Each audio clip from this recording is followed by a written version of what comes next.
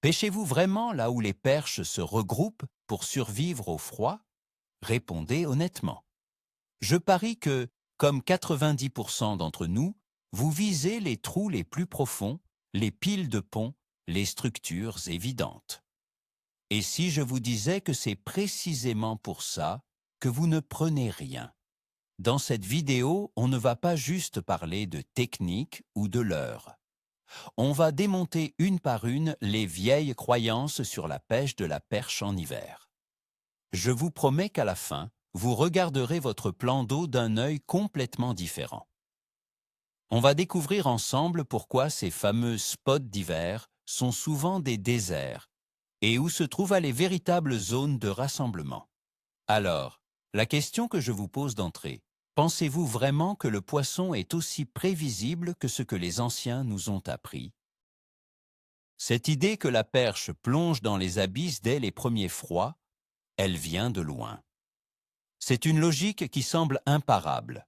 L'eau de surface se refroidit, donc le poisson cherche la stabilité thermique dans les couches plus profondes. C'est ce qu'on a tous appris, c'est ce qu'on lit partout. Depuis des décennies, on se passe le mot de père en fils, de forum en magazine. On arrive sur un lac en janvier, premier réflexe.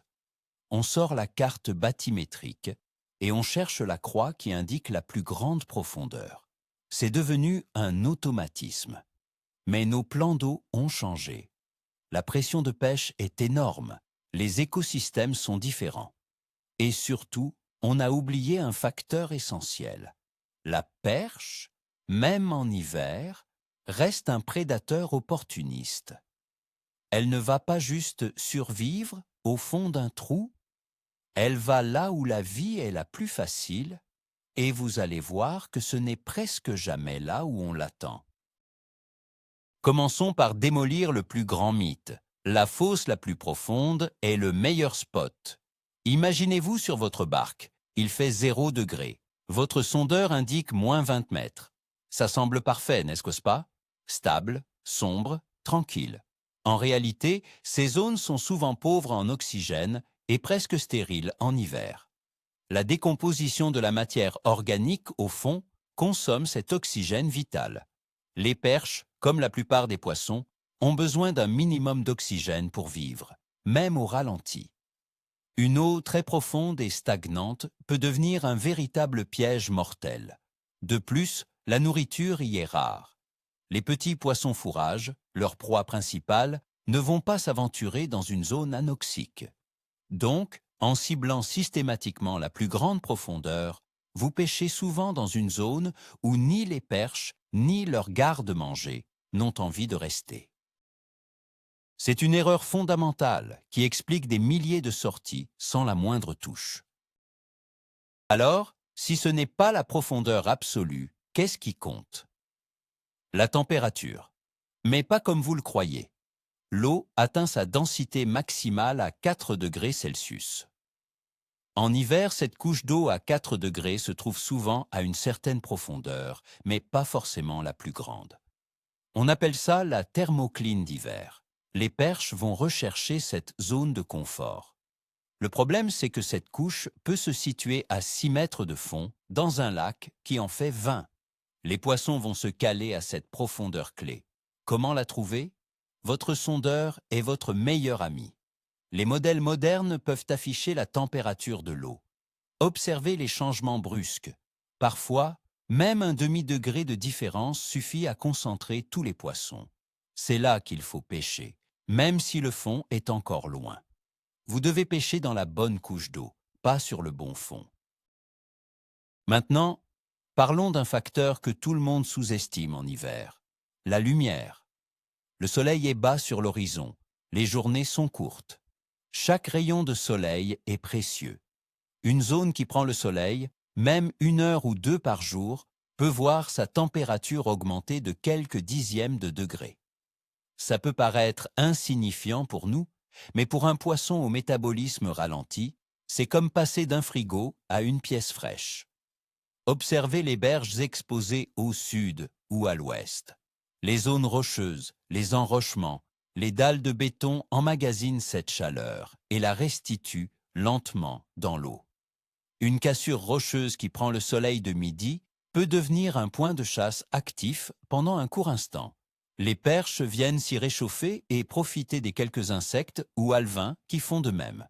Pêcher à l'ombre toute la journée en hiver, c'est souvent pêcher dans le vide. La clé de tout en toute saison reste la nourriture. Posez-vous la bonne question. Où sont les petits poissons blancs en hiver? Eux aussi cherchent le confort et la sécurité. Souvent, ils ne sont pas dans les grandes fosses, mais plutôt dans des zones bien précises. Les ports, par exemple. Les structures en béton et les bateaux offrent des caches et une eau légèrement plus stable. Les zones de bois immergées, les grands herbiers mourants, sont aussi des refuges de premier choix. La végétation en décomposition dégage une chaleur minime, mais suffisante pour attirer la vie. Si vous trouvez une concentration de gardons ou d'ablettes à l'échosondeur, les perches ne sont jamais loin. Elles ne seront peut-être pas mélangées au banc, mais en embuscade juste en dessous ou sur les côtés, attendant la moindre erreur. Arrêtez de chercher la perche. Commencez par chercher son dîner. Ce qui nous amène à un type de structure souvent négligé, les herbiers d'hiver. La plupart des pêcheurs les fuient, pensant qu'ils sont morts et inutiles. C'est une grave erreur. Un herbier, même en décomposition, reste une structure. Il offre des caches, un substrat pour la microfaune et, comme on l'a dit, une source de chaleur infime mais réelle. Les derniers brins de potamo ou d'élodée encore verts sont de véritables aimants à poissons. Les écrevisses, les larves et les alevins s'y réfugient. Les perches le savent. Elles patrouillent les bordures de ces herbiers. Un leurre souple ramené très lentement le long d'un tapis de végétation mourante est une technique redoutable. C'est un milieu complexe à pêcher. On accroche souvent, mais c'est là que se trouvent les poissons que personne d'autre ne trouve. Cherchez ces taches sombres sur votre sondeur, ce sont souvent les vestiges des herbiers d'été. Parlons maintenant des fonds durs. Le sable, le gravier, les cailloux. Pourquoi sont-ils si importants en hiver? Pour deux raisons. Premièrement, ils n'absorbent pas la lumière et la chaleur de la même manière que la vase. Un fond de vase est froid, mort. Un fond de gravier ou de roche va capter le peu d'énergie solaire et créer une zone de confort. Deuxièmement, ces fonds durs abritent de la vie, des écrevisses, des gobies, des larves. C'est un garde-manger ouvert. Une transition entre un fond de vase et un banc de sable peut être un hotspot incroyable. Les perches utilisent cette ligne de démarcation pour chasser. Elles se postent sur la partie dure et attendent qu'une proie s'aventure hors de la vase. Votre sondeur est crucial pour détecter ces changements de substrat. Une ligne plus fine et plus brillante sur l'écran indique un fond dur. C'est là qu'il faut insister. Le vent a aussi son importance. En hiver, on a tendance à chercher les zones abritées pour notre propre confort. C'est une erreur de pêcheur, pas de poisson. Un vent, même froid, qui souffle sur une grande surface, va créer un léger courant de surface. Cette masse d'eau va venir buter contre une berge. Ce phénomène va concentrer le plancton et les micro-organismes qui vont attirer les petits poissons, qui eux-mêmes vont attirer les perches. Une berge battue par le vent peut être désagréable à pêcher, mais elle est souvent bien plus productive qu'une anse calme et protégée. Il faut savoir souffrir un peu. Évidemment, il ne s'agit pas de pêcher dans une tempête, mais une légère brise qui pousse l'eau vers une structure comme une pointe rocheuse ou une entrée de baie est un indice à ne jamais ignorer. C'est contre-intuitif, mais ça fonctionne. Intéressons-nous aux structures artificielles. On a déjà mentionné les piles de pont, mais il faut être plus subtil.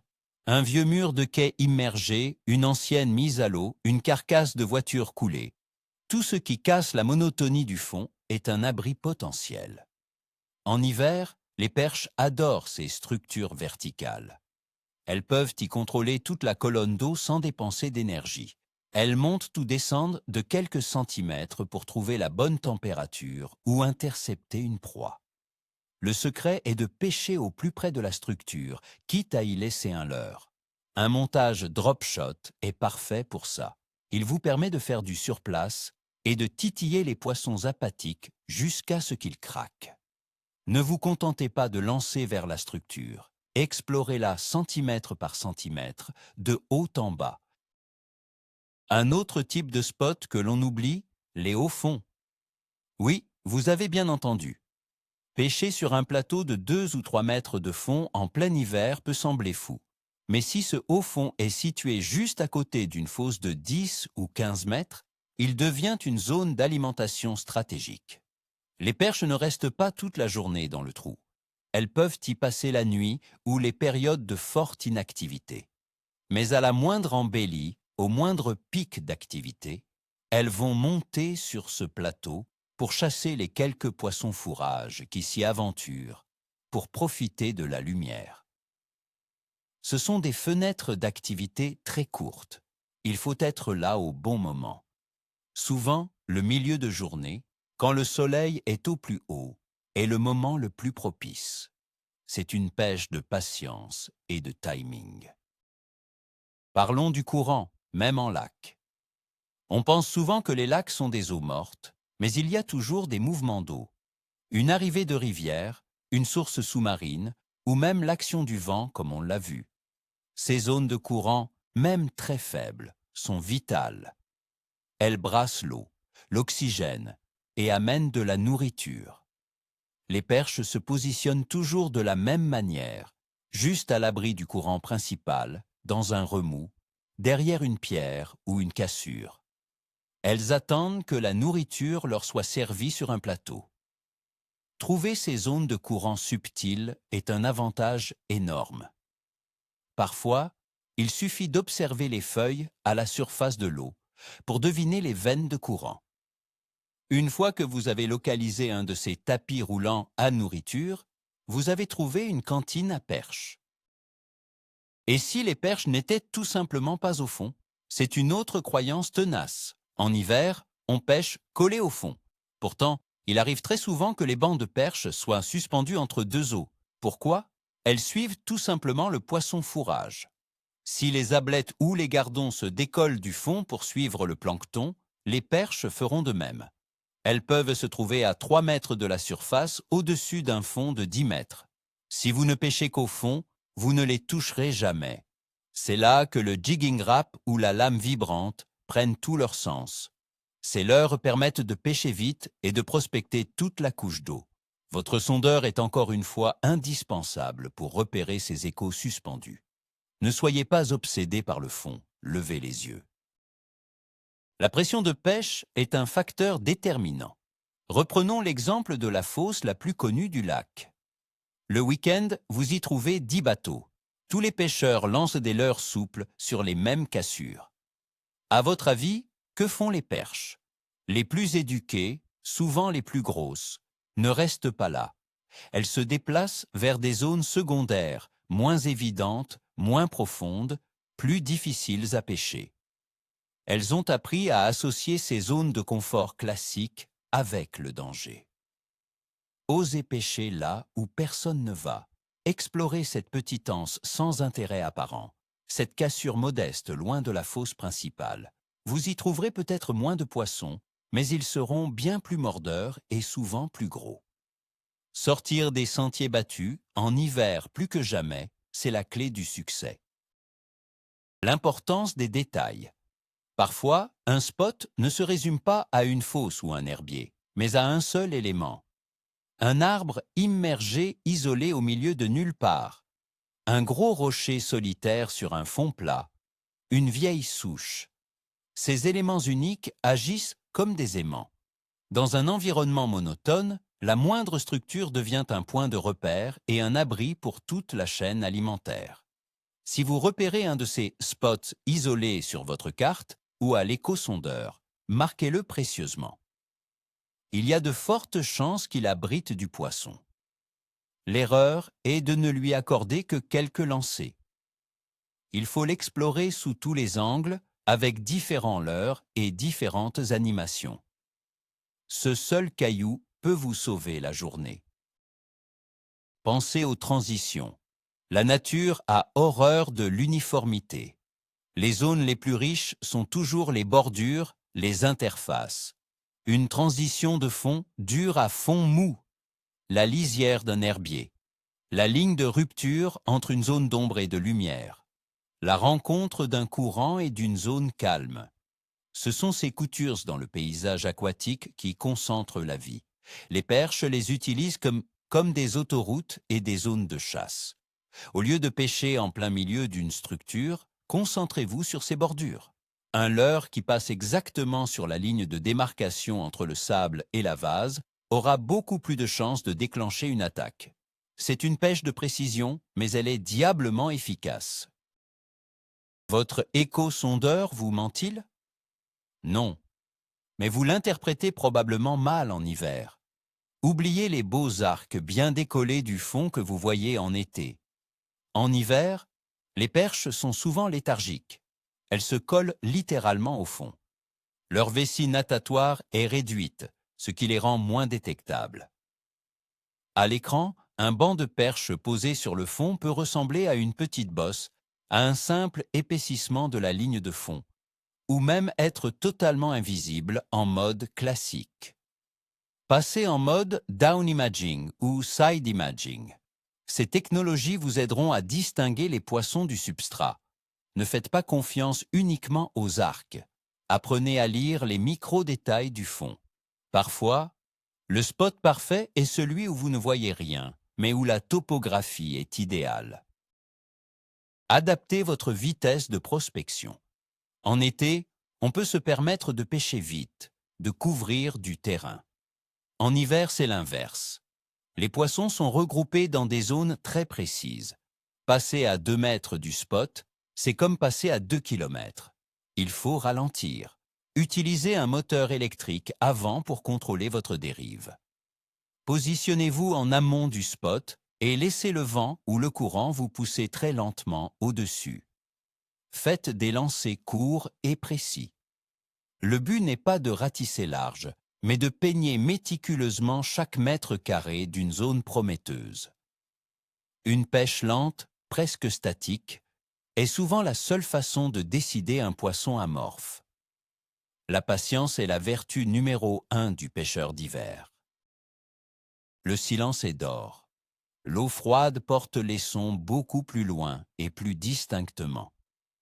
Un coffre qui claque dans le bateau, un objet qui tombe sur le plancher, le bruit du moteur thermique, tout cela est perçu par les poissons. En hiver, ils sont particulièrement méfiants. Le moindre bruit suspect peut les alerter et éteindre le spot pour de longues minutes. Soyez le plus discret possible. Approchez les zones de pêche au moteur électrique ou même à la rame si possible. Évitez les bruits inutiles. Parlez à voix basse. On dirait des conseils pour la chasse, mais c'est exactement ça. Vous traquez un animal méfiant dans son environnement. Le respect du silence peut faire la différence entre une touche et une journée bredouille. Changez votre animation. L'animation agressive d'un leurre, efficace en été, est souvent contre-productive en hiver. Les perches n'ont pas l'énergie de poursuivre une proie rapide sur plusieurs mètres. Il faut leur présenter une bouchée facile. Pensez minimalisme. Des animations très lentes, entrecoupées de très longues pauses. Parfois, la meilleure animation est l'absence d'animation. Laissez votre leurre poser sur le fond pendant 10, 20, voire 30 secondes. Un simple petit tressautement de la pointe du sion suffit à le rendre attractif. C'est lors de la pause que la touche intervient dans 90% des cas. Vous devez vous battre contre votre propre impatience. Ralentissez tout, votre cerveau, vos mains, votre leurre. La taille des leurres. La règle générale veut qu'on réduise la taille des leurres en hiver. C'est souvent vrai. Une petite proie facile à gober demande moins d'efforts. Un shad de 5 cm, une petite écrevisse, un worm en montage Ned rig. Cependant, ce n'est pas une vérité absolue. Parfois, un plus gros leurre, déplacé très lentement, peut décider un gros sujet apathique. C'est ce qu'on appelle une bouchée qui en vaut la peine. Le poisson ne se déplacera pas pour une cacahuète, mais pour un vrai repas qui lui apportera plus d'énergie qu'il n'en a dépensé. N'hésitez pas à alterner. Si les petits leurres ne donnent rien, essayez un shad de 10 ou 12 cm, animé sur place. Cela peut sélectionner les plus beaux poissons du banc. Enfin, la confiance et l'observation. Après avoir assimilé toutes ces informations, le plus important est de faire confiance à votre analyse et d'observer. Ne suivez pas bêtement les autres bateaux. Prenez le temps au début de votre session de faire un tour du plan d'eau. Regardez où sont les oiseaux plongeurs. Observez la direction du vent, l'ensoleillement des berges. Faites tourner votre sondeur. Construisez votre propre stratégie pour la journée. Même si vous ne prenez rien pendant 2 heures, restez fidèle à votre plan. La pêche en hiver est une partie d'échecs. Le premier qui perd patience a perdu la partie. Chaque sortie, même sans poisson, vous apprend quelque chose. Notez ce que vous observez. C'est cette accumulation d'expérience qui fera de vous un meilleur pêcheur en conditions difficiles. Voilà, on a fait le tour. Si on résume, l'idée principale est d'arrêter de penser comme un pêcheur et de commencer à penser comme un poisson en mode économie d'énergie. Le refuge d'hiver de la perche, ce n'est pas forcément le trou le plus profond, mais la zone qui offre le meilleur compromis entre sécurité, confort thermique et accès facile à la nourriture. Le vrai coup de théâtre, dans tout ça, c'est que ces zones sont souvent juste sous notre nez, à côté des spots surpêchés que tout le monde vise. C'est ce petit plateau, cette bordure d'herbier, cette cassure exposée au soleil, des détails que l'on ignore parce qu'on est obsédé par les vérités des anciens. En appliquant cette nouvelle grille de lecture, vous n'allez pas seulement trouver plus de perches, vous allez redécouvrir vos propres plans d'eau. Merci d'avoir regardé la vidéo jusqu'au bout. Si vous avez appris quelque chose, mettez un pouce bleu, ça aide énormément la chaîne, et abonnez-vous pour ne rien rater. Et maintenant, à vous de jouer dans les commentaires. Quelle est la plus grosse erreur que vous pensez avoir faite en pêchant la perche en hiver? Soyez honnête, on est là pour apprendre ensemble.